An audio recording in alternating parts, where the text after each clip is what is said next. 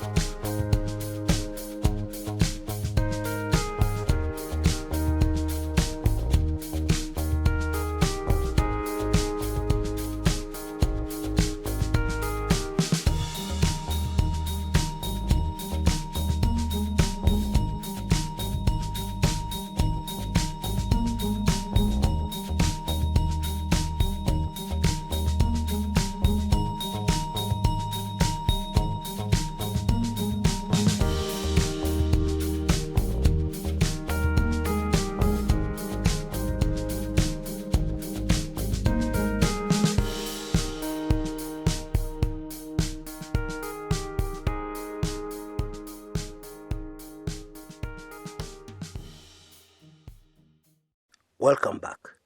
Now, I've just been reminded by one of my assistants here that I might not have been clear when I said Kaputin and I said what happened in Russia. Okay? Of course, Putin is a Russian leader. Very evil. Accused of murdering his own nationals abroad. And still very much in power in a country called Russia. Therefore, Kaputin, bringing Putin to Kenya, or bringing the Putin system to Kenya. Anyway, let's start this story right from the beginning. Simon Mbugua, the Yala legislator, has given us a very, very explosive piece of information. He's telling us, that certain people in government went to fetch Peter Kenneth from Canada, very far away. And while in that faraway country, convinced him to come back, yeah, giving him guarantees. You are the next Nairobi governor. Usijali, we have already fixed that. Definitely, for sure, you'll be the next governor. Of course, Bwana Karanja Kibicho was not acting alone. These are not his own decisions, okay? They sit down and they discuss. A very high-powered team, very close to the highest authority in the land. Those are the people who made that decision. Meanwhile, in Nairobi, Sonko had no idea what was happening. And he was pushing forward with his campaign for Nairobi governor. And then suddenly, he noticed there was trouble. You know the story, okay? Now, the reason why I'm reminding you is I want to give you a very firm motive for Governor Sonko being where he is right now, vis-a-vis his position politically. We were told by Mr. Mbugua, and by the way, Simon Mbugua and Sonko are very close, yeah? We were told by Mr. Mbugua that this plan is against himself and against Sonko and against everybody who is supporting William Ruto for 2022 presidency. Now I put it to you that Sonko is not on the Ruto team because he loves DP William Ruto.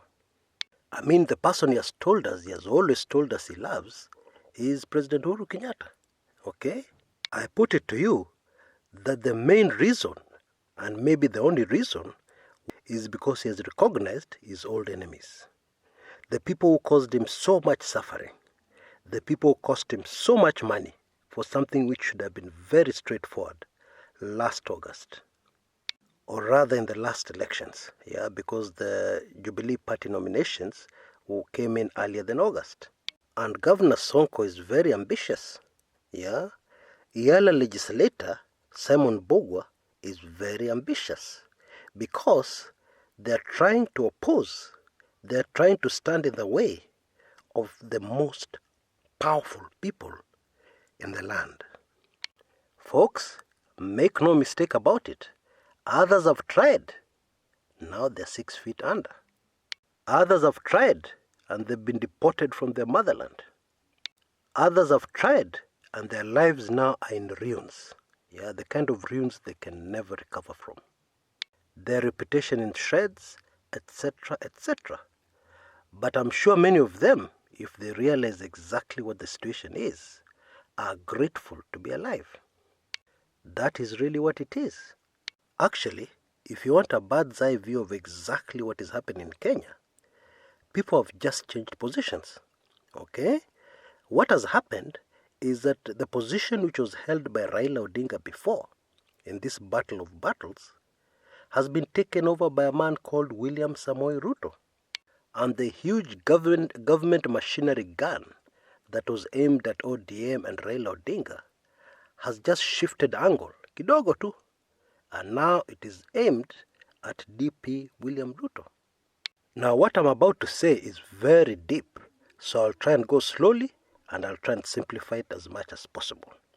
Yeah, and it's all based on this simple statement. It is extremely important for Raila Odinga, the people's president. I still call him that. Yes, indeed it is true, it's a fact. He is the rightful owner of that title. And so what His Excellency Raila Odinga must do at all costs is to ensure that William Samoei Ruto survives. He must do everything in his power to ensure that William Samoei Ruto is still in play. That is extremely important to him. Now, I know I must have confused a lot of you, so I'll tell you a short story. Let us go back to a time in our history, 1969. Yeah, in fact, let's go a bit back. Don't worry, I won't bore you with history. It's just a very quick thing. Yeah, 1966 to be much more precise. Okay, in a book written, a biography on Tom Mboya by a professor in an Australian university called David Goldsworthy. Yeah, the biography is called Mboya, the man Kenya wanted to forget. According to the good professor, he says the following. Mboya was used by Jomo Kenyatta and the Kiambu Mafia to completely finish Jaramogi Oginga Odinga politically. He took pole position in that job, and he accomplished it with a lot of joy. Why? Because the two men, Jaramogi and Tom Mboya, never liked each other. This was his old political rival. However, according to Goldsworthy, Mboya made a serious mistake that cost him his life. And the mistake was this. He did not realize that as long as Jaramogi Oginga Odinga remained in play, as long as Jaramogi Oginga Odinga remained relevant and a thorn in the flesh of the Kenyatta government, he was safe. He was safe because the government would always need him to deal with Jaramogi Oginga Odinga, another political giant in his own right. However, by finishing off completely, very clinically, very ruthlessly, by Mboya finishing off Jaramogi Oginga Odinga,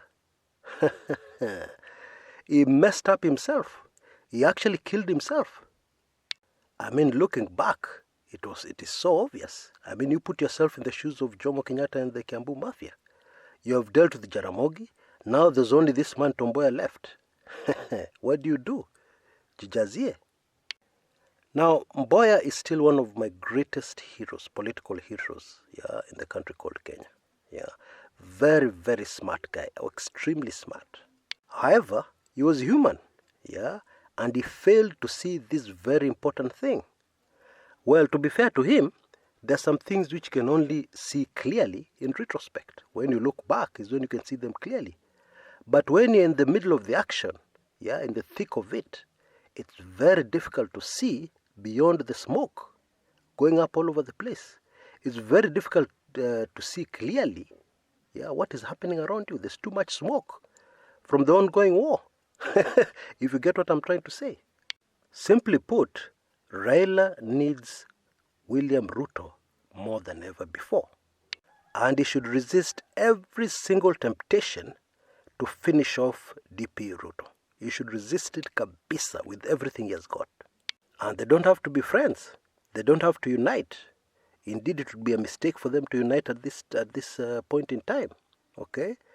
But you can pretend to be doing something, and then you also pretend that you're not quite succeeding. Folks, I really hope you have seen my point. As I think you'll agree with me, it's very deep, but it is a fact, and it is true. Now, of course, you could look at this thing from another point of view, because Raila Odinga is Raila Odinga, and Raila Odinga is not a joke. It doesn't matter what your feelings for him are. Because Moi, in 1992, actually not 1992, in 2001, 2002, Moi, the master politician, believed he had dealt with Raila kabisa. NDP, at that time Raila's party, had joined together with KANU, and the two were in a merger. They were in government together.